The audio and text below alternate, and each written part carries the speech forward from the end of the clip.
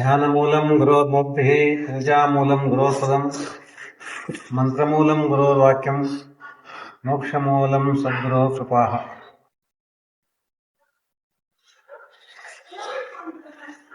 ಲಕ್ಷಲಿಂಗ ಪೂಜೆಗೋಸ್ಕರವಾಗಿ ನಾವು ಇವತ್ತಿನ ದಿವಸ ಬಾಣಾವರಕ್ಕೆ ಸದ್ಯ ಹೊರಟಿದೆ.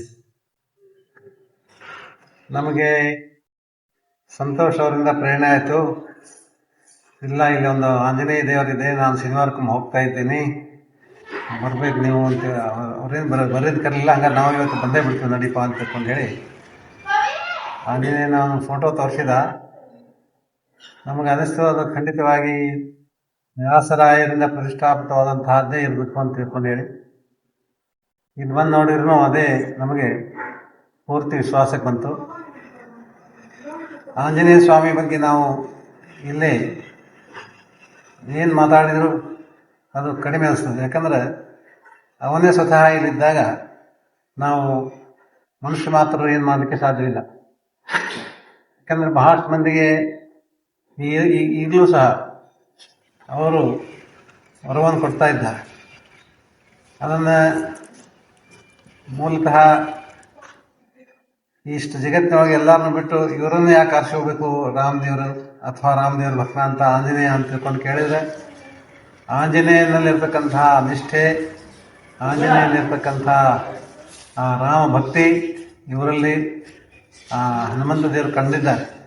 ಹಾಗಾಗಿ ಅವರು ಇವರನ್ನೇ ಆರಿಸ್ಕೊಂಡಿದ್ದಾರೆ ಅಂತ ನನಗೆ ಅನಿಸ್ತಾ ಇದೆ. ಮತ್ತು ಈ ಜಾಗದಲ್ಲಿ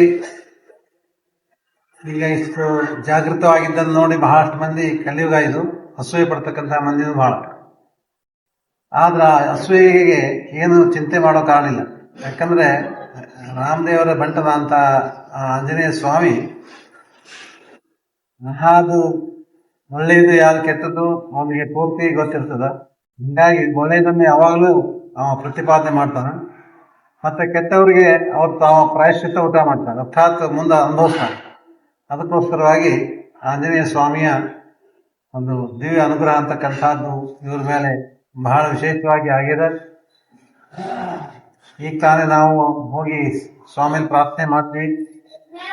ನಾವು ನಮ್ಮ ಜಾಗೆಯಲ್ಲಿ, ನಮ್ಮ ಕತ್ತೇಳಿ ಕ್ಷೇತ್ರದಲ್ಲಿ ಮತ್ತು ಕನ್ನೋಳಿ ಕ್ಷೇತ್ರದಲ್ಲಿ ಕಟ್ಟತಕ್ಕಂಥ ಯಾವ ಪಾದುಕಾಶ್ರಮ ಆಗಲಿ, ಕರಿಕೇಳಿ ಕ್ಷೇತ್ರದಲ್ಲಿ ಇರ್ತಕ್ಕಂಥ ಮುಕ್ತೇಶ್ವರನ ದಿವ್ಯಕ್ಕೆ ಅನುಗ್ರಹ ಮಾಡಬೇಕು ಅಂತ ತಿಳ್ಕೊಂಡು ಹೇಳಿ ನಾವು ಪ್ರಾರ್ಥನೆ ಮಾಡಿಕೊಂಡಾಗ ನೇರವಾಗಿ ಬಲಗಡೆಯಿಂದ ಹೂಗಳನ್ನ ಕೊಟ್ಟ. ಅದನ್ನ ಹೇಳಿ ಕಾರಣ ಏನು ತಿಳ್ಕೊಂಡು ಕೇಳಿದ್ರೆ, ಇಲ್ಲಿ ಹನುಮಂತ ದೇವರು ಜಾಗೃತವಾಗಿದ್ದಾನೆ, ಅವನೇ ಸಿಪಾಯಿದ್ದಾನೆ, ಅವನಿಂದ ಮುಂದೆ ಇನ್ನೂ ಒಳ್ಳೆಯ ಕಾರ್ಯಕ್ರಮಗಳು ಭಾಳ ಆಗ್ತಕ್ಕಂಥವು ಅಂತ ಅನಿಸ್ತದೆ. ಯಾಕಂದ್ರೆ ಸಾಕಷ್ಟು ಭಕ್ತರು ಅವರಿಂದ ಉದ್ಧಾರ ಆಗೋರಿದ್ದಾರೆ. ಅದಕ್ಕೋಸ್ಕರವಾಗಿ ಇಲ್ಲಿ ಬಂದು ನೆಲೆಸಾನ. ಇದು ಈಗ ಅರಣ್ಯ ಅಂತ ಕಾಣಂಗಿಲ್ಲ ಖರೆ, ಆದ್ರೆ ಮೊದಲಿಗೆ ಅರಣ್ಯ ಅಂತಿತ್ತು. ಈಗ ಎಲ್ಲ ರೀತಿಯಿಂದ ವೈಭವ ಆಗ್ತಾ ಇದೆ, ಇನ್ನೂ ಮುಂದೆ ಬೆಳೀತಾ ಹೋಗ್ತಾ ಇದೆ. ಆತನ ಒಂದು ಕಾರುಣ್ಯದಿಂದ ಮತ್ತೆ ಜಗತ್ತಿಗೆ ಭಗವಂತನೇ ಹುಟ್ಟಿ ಬರ್ತಾನೆ, ರಾಮದೇವರೇ ಹುಟ್ಟಿ ಬರ್ತಾನೆ. ರಾಮದೇವರೇ ಹುಟ್ಟಿ ಬಂದು ಮತ್ತೆ ಈ ಅದೇ ಆಂಜನೇಯನೇ ಪ್ರಕಟ ಆಗಿ ತನ್ಮೂಲಕವಾಗಿ ದಿಗ್ಗಂತಗಳಲ್ಲಿ ಆತನ ಖ್ಯಾತಿಯನ್ನು ಬೆಳಗಿಸ್ತಕ್ಕಂಥವನಾಗ್ತಾ ಇದ್ದಾನೆ. ಅದಕ್ಕೋಸ್ಕರವಾಗಿ ಆಂಜನೇಯ ಸ್ವಾಮಿ ಚಿದಂಬರ ಮಹಾಸ್ವಾಮಿಗಳಿದ್ದ ಕಾಲದಲ್ಲಿ ಒಂದು ಲೀಲೆಯನ್ನು ತೋರಿಸ್ತಾನೆ.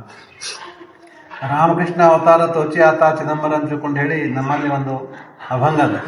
ಅದರ ಅರ್ಥ ಏನು ತಿಳ್ಕೊಂಡು ಕೇಳಿದ್ರೆ, ಯಾರು ರಾಮನಿದ್ದನೋ ಅವನೇ ಕೃಷ್ಣನ ಆದ, ಯಾರು ಕೃಷ್ಣನಿದ್ದನೋ ಅವನೇ ಮುಂದೆ ಪಂಢರನಾಥನಾದ, ಆ ಪಂಢರನಾಥನೇ ಮುಂದೆ ಚಿದಂಬರನಾಗಿ ಬಂದ ಅಂತ ತಿಳ್ಕೊಂಡು ಹೇಳಿ ಆ ರಾಮಾವತಾರದಲ್ಲಿದ್ದಂತಹ ಮಾರುತಿ ರಾಯರು ಕಲಿಯುಗದಲ್ಲಿ 266 ವರ್ಷಗಳ ಹಿಂದೆ ಹುಟ್ಟಿದಂತಹ ಚಿದಂಬರ ಮಹಾರಾಜರ ಎದುರಿಗೆ ಸನ್ಯಾಸಿ ವೇಷದಿಂದ ಬರ್ತಾನೆ.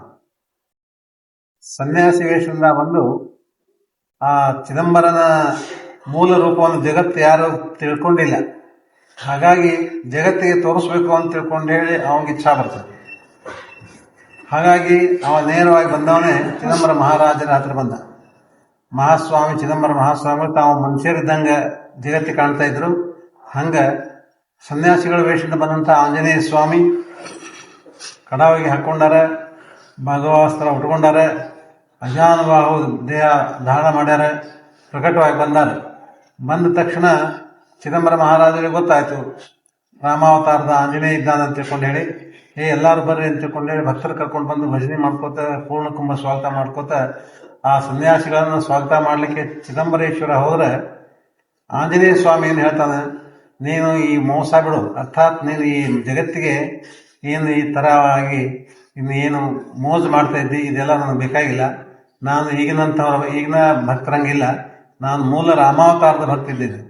ಹಾಗಾಗಿ ನಿನ್ನ ರಾಮಾವತಾರವನ್ನು ತೋರಿಸು, ನಾನು ನನ್ನ ಆಂಜನೇಯನ ರೂಪವನ್ನು ತೋರಿಸ್ತೇನೆ, ನಿನ್ನನ್ನು ಹೊತ್ತುಕೊಂಡು ಕಲಿಯುಗದಲ್ಲಿ ಈ ಊರು ಪ್ರದಕ್ಷಿಣೆ ಹಾಕೊಂಡ್ಬರ್ತೇನೆ ಅಂತಕೊಂಡು ಹೇಳಿ ಆ ಚಿದಂಬರ ಮಹಾರಾಜರಿಗೆ ಹೇಳ್ತಾರೆ. ಚಿದಂಬರ ಮಹಾಸ್ವಾಮಿಗಳು ಪ್ರತ್ಯಕ್ಷವಾಗಿ ರಾಮ ಸ್ವರೂಪರಾಗಿ ಅಲ್ಲಿ ಕಾಣ್ತಾರೆ. ಆ ಸನ್ಯಾಸಿ ವೇಷವನ್ನು ಬಿಟ್ಟಂತ ಆಂಜನೇಯ ಸ್ವಾಮಿ ಪ್ರತ್ಯಕ್ಷವಾಗಿ ಆಂಜನೇಯ ಕಾಣ್ತಾನೆ. ಆ ಆಂಜನೇಯ ಸ್ವಾಮಿ ಆ ಚಿದಂಬರೇಶ್ವರರನ್ನ ಆ ರಾಮರೂಪದಲ್ಲಿ ಎಲ್ಲ ಕಡೆಗೂ ಅಡ್ಡಾಡ್ಸ್ಕೊಂಡ್ ಬರ್ತಾನೆ ಅಂತಕೊಂಡು ಹೇಳಿ ನಮ್ಮಲ್ಲಿ ಆ ಚಿದಂಬರ ಕಥಾನಕದಲ್ಲಿ ಬರ್ತದೆ. ಅದಕ್ಕೋಸ್ಕರವಾಗಿ ಚಿದಂಬರ ಅವತಾರವೇ ಪ್ರತ್ಯಕ್ಷ ರಾಮಾವತಾರ, ರಾಮಕೃಷ್ಣ ಅವತಾರವೇ ಚಿದಂಬರ ಅವತಾರ. ಆಂಜನೇಯ ಸ್ವಾಮಿಯೇ ಕಲಿಯುಗದಲ್ಲಿಯೂ ಸಹ ಎಲ್ಲರನ್ನೂ ಉದ್ಧಾರ ಮಾಡ್ತಕ್ಕಂಥವ. ಕಲಿಯುಗದಲ್ಲಿ, ತ್ರೇತಾಯುಗದಲ್ಲಿ ಮತ್ತೆ ಪೂರ್ವದಲ್ಲಿ ಮೊದಲಿಗೆ ಆದಿಂದ ಮಧ್ಯದವರೆಗೆ ಅಂತ್ಯದವರೆಗೆ ಅವನ ಅಂತಃಕರಣ ಅಂತಕ್ಕಂಥದ್ದು ಅವನ ಚಿರಂಜೀವಿ ಅಶ್ವತ್ಥಾಮ ಬಲಿವ್ಯಾಸ ಹನುಮಾನ್ ಚ ವಿಭೀಷಣ ಕೃಪಾ ಪರಶುರಾಮಸ್ಯ ಸತ್ತೈದೇ ಚಿರಂಜೀವಿನ ಅಂತ ಹೇಳ್ತಾರೆ. ಆ ಚಿರಂಜೀವಿ ಸ್ವರೂಪನಾಗಿರ್ತಕ್ಕಂತಹ ಮಾರುತಿ ರಾಯರ ಸ್ಮರಣೆಯನ್ನು ಯಾರು ಮಾಡ್ತಾರೋ, ಕಲಿಯುಗದಲ್ಲಿ ವಿಶೇಷತಃ ಇಂಥಪ್ಪ ಗುಂಡಾರಣ್ಯದಲ್ಲಿದ್ದಂತಹ ಭಗವಂತನ ಸ್ವರೂಪನಾಗಿರ್ತಕ್ಕಂತಹ ಮಾರುತಿ ರಾಯ ಇವತ್ತಿನ ದಿವಸ ಇಷ್ಟು ಬೆಳಗ್ಗೆ ಪ್ರಖರವಾಗಿ ಇವರ ಮುಖಾಂತರವಾಗಿ ಬರಬೇಕಾಗಿದ್ರೆ ಅವನ ಒಂದು ಚೈತನ್ಯ ಯಾರ ಹತ್ರ ಯಾವ ಹೊತ್ತಿನೊಳಗೆ ಯಾವ ಹಾವು ಅಡಗಿರ್ತದೆ ಹೇಳಿಕಾಗೋದು. ಅದಕ್ಕೋಸ್ಕರವಾಗಿ ಎಷ್ಟೇ ಕಷ್ಟದಲ್ಲಿ ಎಷ್ಟೇ ಮಂದಿ ಏನೇ ಅವ್ರಿಗೆ ತ್ರಾಸ ಕೊಡ್ಲಿ, ಆದ್ರೂ ಅವ್ರು ಏನಂತಾರೆ, ಪ್ರಾಣ ಹೋದ್ರೂ ಅಡ್ಡಿಲ್ಲ, ನಾನು ಚಿದಂಬರನ್ ಸೇವೆ ಮಾಡ್ತೀನಿ, ಆಂಜನೇಯ ಸೇವೆ ಮಾಡ್ತೀನಿ ಅಂತಾರಲ್ಲ. ಈ ಒಂದು ದೃಢ ಭಕ್ತಿ ಅಂತಕ್ಕಂಥದ್ದು ಆಂಜನೇಯನಿಗೆ ಬಹಳ ಇಷ್ಟ. ಅರ್ಥಾತ್ ಆಂಜನೇಯನು ಸಹ ರಾಮದೇವರ ಒಂದು ಪಟ್ಟಾಭಿಷೇಕ ತನಕ ಆಗಲಿ ಒಂದ್ಸಲ ಹಿಂಗೆ ಬರ್ತದೆ, ರಾಮನ ಒಂದು ಅವತಾರ ಕೊನೆ ಸಮಾಪ್ತಿಗೆ ಬರ್ತದೆ.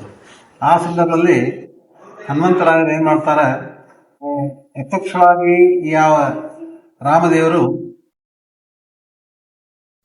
ಪ್ರತ್ಯಕ್ಷವಾಗಿ ಸೀತಾಮಾತೆ ಭೂಗತವಾಗಿರ್ತಾಳೆ. ಆಮೇಲೆ ಆಂಜನೇಯ ಸ್ವಾಮಿ ಶೇಷ ಅವತಾರವಾಗಿರ್ತಕ್ಕಂತಹ ಲಕ್ಷ್ಮಣನೂ ಇರಂಗಿಲ್ಲ, ಅವನು ಗುಪ್ತಾಗಿರ್ತಾನೆ. ಆಮೇಲೆ ಆ ಚಿದಂಬರನ ಸ್ವರೂಪ ಆಗಿರ್ತಕ್ಕಂತಹ ರಾಮದೇವರನ್ನ ಒಬ್ಬನ ಒಂಟೆಯಾಗಿ ಉಳಿದಿರ್ತಾನೆ. ಆಂಜನೇಯ ಸ್ವಾಮಿ ಅಂಜನಾದ್ರಿ ಬೆಟ್ಟದಲ್ಲಿ ಹೋಗಿ ಕೂತ್ಕೊಂಡಿರ್ತಾನೆ. ಅವನು ಏಕಾಏಕಿ ನೆನಪಾತು, ನನ್ನ ಸ್ವಾಮಿಗೆ ರಾಮದೇವರಿಗೆ ಆ ಸಂದರ್ಭದಲ್ಲಿ ರಾಜ ಇದ್ದಾಗಲಿ ರಾಜಕುಮಾರ್ ಇದ್ದಾಗಲಿ, ಅರ್ಥಾತ್ ಅವನ ಹಿಂದಿನ ಒಂದು ಇತಿಹಾಸ ನೋಡಿದಾಗ ಪ್ರತಿನಿತ್ಯ ಅವನಿಗೆ ಅಭ್ಯಂಜನ ಸ್ನಾನ ಆಗ್ತಿತ್ತು, ಎಣ್ಣೆ ಹೆಚ್ಚಿ ಎರಿತಾ ಇದ್ರು, ಅವನನ್ನು ಎಲ್ಲರಿಂದ ಮಾನ ಮಾಡ್ತಿದ್ರು. ಈಗ ಯಾರು ಮಾಡೋರು ಅವನಿಗೆ ಅಂತ ತಿಳ್ಕೊಂಡು ಹೇಳಿ ಸ್ವತಃ ಅಂಜನಾದ್ರಿ ಬೆಟ್ಟದಿಂದ ಉಡ್ಡಾಣ ಮಾಡ್ತಾನೆ. ಉಡ್ಡಾಣ ಮಾಡಿ ಆ ಭಗವಂತನ ಹತ್ರ ಹೋಗ್ತಾನೆ, ರಾಮದೇವರ ಹತ್ರ ಹೋಗ್ತಾನೆ. ಅಪ್ಪ ರಾಮ, ನಿನ್ನ ಸೇವೆಯನ್ನ ಮಾಡ್ಲಿಕ್ಕೆ ಬರ್ತೀನಿ, ಪ್ರತಿ ದಿವಸ ಬೆಳಗಿನ ಜಾವದಲ್ಲಿ ಬಂದು ನಿನಗೆ ಎಣ್ಣೆ ಹೆಚ್ಚಿ ಎರೆದು ಹೋಗ್ತೇನೆ ಅಂತ ತಿಳ್ಕೊಂಡು ಹೇಳ್ತಾನೆ. ಆ ಸಂದರ್ಭದಲ್ಲಿ ರಾಮದೇವರು ಅಂತಾರೆ, ನಿನಗೆ ಯಾವಾಗ ಬೇಡ ಅಂದೇನಪ್ಪ, ನನ್ನನ್ನು ನೀನು ಹೃದಯದೊಳಗೆ ಇಟ್ಕೊಂಡ್ಬಿಟ್ಟಿನಿ. ಜಗತ್ತಿನ ಮಂದಿ ಹೊರಗೆ ನೋಡ್ತಾರ, ನೀನು ಒಳಗೆ ನೋಡ್ತಿ, ಅದಕ್ಕೋಸ್ಕರವಾಗಿ ನೀನೇನು ಹೇಳ್ತಿ ಅದು ನಾನು ಮಾಡ್ತೀನಿ. ಆ ಪ್ರಕಾರವಾಗಿ ರಾಮದೇವರು ಅವ್ರ ಸೇವೆಯನ್ನು ತಗೊಳ್ತಾ ಇದ್ರು. ಒಂದ್ಸಲಿ ಮಾರುತಿರಾಯರು ಬೆಳಗಿನ ಜಾವ 3 ಗಂಟೆ ಸುಮಾರು ಉಡ್ಡಾಣ ಮಾಡಿದ. ಅಂಜನಾದ್ರಿ ಪರ್ವತದಿಂದ ಅಯೋಧ್ಯೆಗೆ ಬರ್ತಿದ್ದವ. ಆ ಸಂದರ್ಭದಲ್ಲಿ ರಾಮ ರಾಮ ರಾಮ ರಾಮ ಅಂತ ಕೊಂಡೇಳಿ ಒಬ್ಬ ಮನುಷ್ಯ ಕೆಳಗೆ ಕುತ್ಕೊಂಡು ಜಪ ಮಾಡ್ತಾ ಇದ್ದ. ಆವಾಗ ಅವನಿಗೆ ಅನಿಸ್ತು, ನನಗಿಂತ ರಾಮ ಭಕ್ತರು ಯಾರಿದ್ದಾರ ದೊಡ್ಡವರು ಅಂತ ತಿಳ್ಕೊಂಡು ಹೇಳಿ ಮ್ಯಾಲಿಂದ ಅದೇ ಕೆಳಗದ ಅವನು ಸಂಡಾಸ ಮಾಡ್ತಾ ಇದ್ದ. ಆ ಸಂದರ್ಭದಲ್ಲಿ ಅವ ಏನು ಮಾಡ್ದ, ಇಂಥ ಒಂದು ಸಂದರ್ಭದೊಳಗೆ ನೀನು ರಾಮನಾಮ ಜಪ ಮಾಡೋದು ಭಾಳ ದೊಡ್ಡದ ಅಂತ ತಿಳ್ಕೊಂಡ್ರೆ ಅವನಿಗೆ ಗುದ್ದಿದ. ಬುದ್ಧಿ ಮತ್ತೆ ಹಾರಿ ರಾಮನ ಹತ್ರ ಬಂದ. ರಾಮದೇವ್ರ ಹತ್ರ ಬಂದ್ಕೊ, ರಾಮದೇವರು ಬೆನ್ನಿಗೆ ಹಚ್ಚಬಾಡಪ್ಪ, ಬೆನ್ನು ಬಹಳ ನೋವಾಗಿದೆ. ಯಾಕಪ್ಪ ಅಂತ, ಯಾರೋ ಗುದ್ದು ಹೋಗ್ಯಾರ ಅರ್ಥಾತ್ ಹೇಳಿ ಕಾರಣ ಅಂತ ತಿಳ್ಕೊಂಡು ಕೇಳಿದ್ರೆ, ಆ ಭಗವಂತ ಭಕ್ತರ ಮೇಲೆ ಅಷ್ಟೊಂದು ಪ್ರೀತಿ ಇದ್ದಂತಹ ಮನುಷ್ಯ. ಅರ್ಥಾತ್ ಆ ಭಗವಂತನ ಸಾನ್ನಿಧ್ಯವನ್ನು ಪಡಿತಕ್ಕಂಥ ಜನ್ಮ ಬಹಳ ಶ್ರೇಷ್ಠವಾಗಿರ್ತಕ್ಕಂಥದ್ದು. ಯಾಕಂದರೆ ಅನಿತ್ಯಾನಿ ಶರೀರಾಣಿ ವಿಭವೋ ನೈವ ಶಾಶ್ವತ ನಿತ್ಯಂ ಸನ್ನಿಹಿತೋ ಮೃತ್ಯು ಕರ್ತವ್ಯೋ ಧರ್ಮ ಸಂಗ್ರಹ ಅಂತ ಹೇಳ್ತಾರೆ ಸುಭಾಷಿತಕಾರ. ದಿನೇ ದಿನೇ ನಾವು ಸಾವಿನ ಹತ್ರ ಹೋಗ್ತಾ ಇದ್ದೇವೆ. ಆದ್ದರಿಂದ ನಾವು ಏನು ಮಾಡಬೇಕು ಕೆಲಸ, ನಿತ್ಯಂ ಸನ್ನಿಹಿತೋ ಮೃತ್ಯುವಿನ ಹತ್ರ ಹೋಗುವಾಗ ನಮಗೆ ಜೀವನದಲ್ಲಿ ನಾವು ಮಾಡ್ತಕ್ಕಂಥದ್ದೊಂದೇ ಒಂದು ಕರ್ತವ್ಯ ಅಂತಕ್ಕಂಥ. ಆ ಕರ್ತವ್ಯ ಅಂತಕ್ಕಂಥ ಎಂಥದ್ದಿರಬೇಕು, ಆ ಭಗವಂತನಿಗೆ ಪ್ರೀತಿ ಬರ್ತಕ್ಕಂಥದ್ದಿರಬೇಕು.